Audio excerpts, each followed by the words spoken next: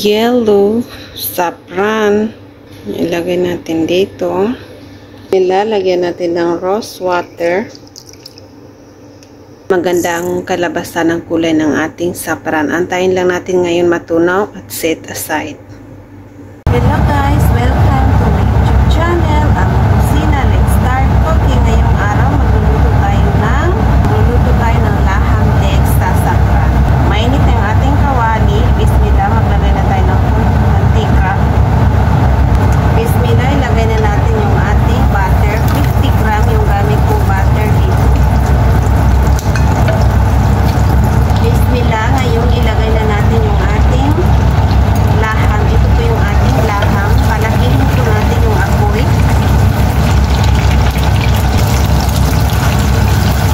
Lutuin natin yung ating laham hanggang sa mag-iba yung kanyang kulay sa malaking apoy. Malaki ang apoy para hindi magtutubig yung ating laham.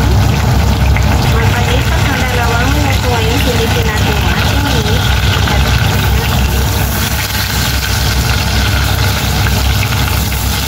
Bismillah, ngayon kunin na natin yung ating laham.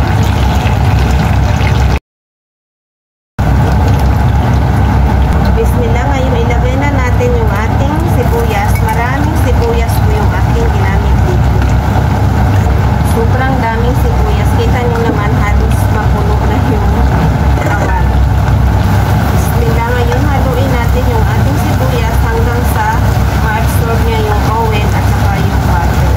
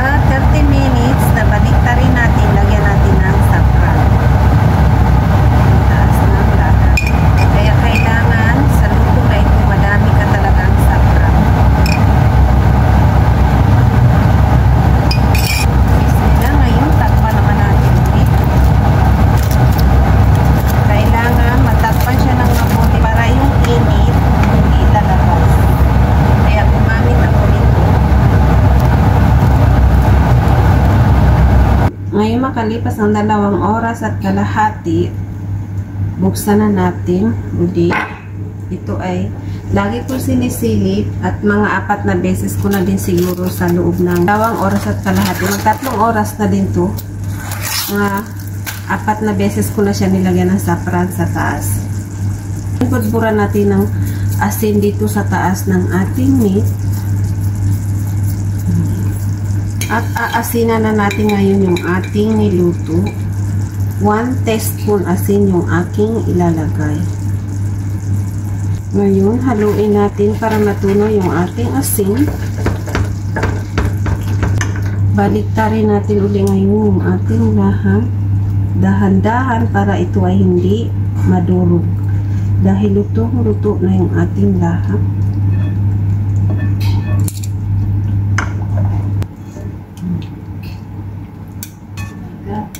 Paghalo natin ganun para maghalo yung asin. Ayan, haluin natin ng mabuti yung sibuyas kanina para yung asin ay magkahalo-halo. Ganyan. Ito ay final baliktad na natin sa ating laham. At huling lagay na din natin ng saparan. At sa oras na ito ay pinainit ko na yung ating oven dahil lulutuin natin uli ito ng 30 minutes sa oven sa mga 180 degrees ng 30 minutes.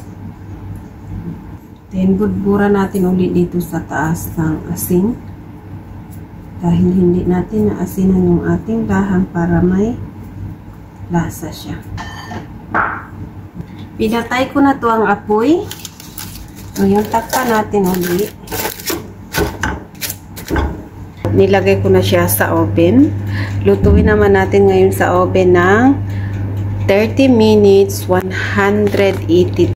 Mashallah, ito, luto na yung ating naniluto sa sapran. Ang bango niya, sobrang bango. Mashallah, gawin nyo na din.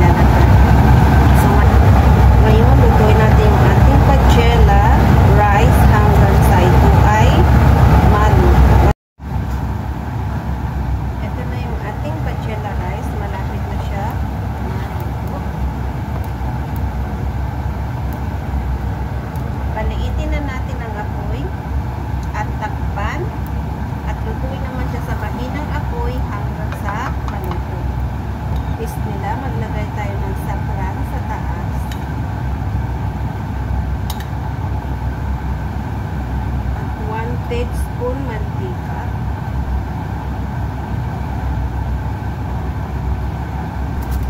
Kowet, ilagay natin sa gitna.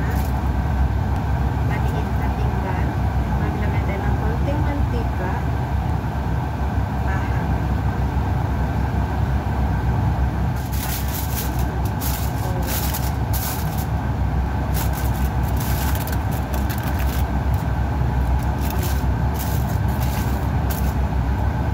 Buksan natin ngayon.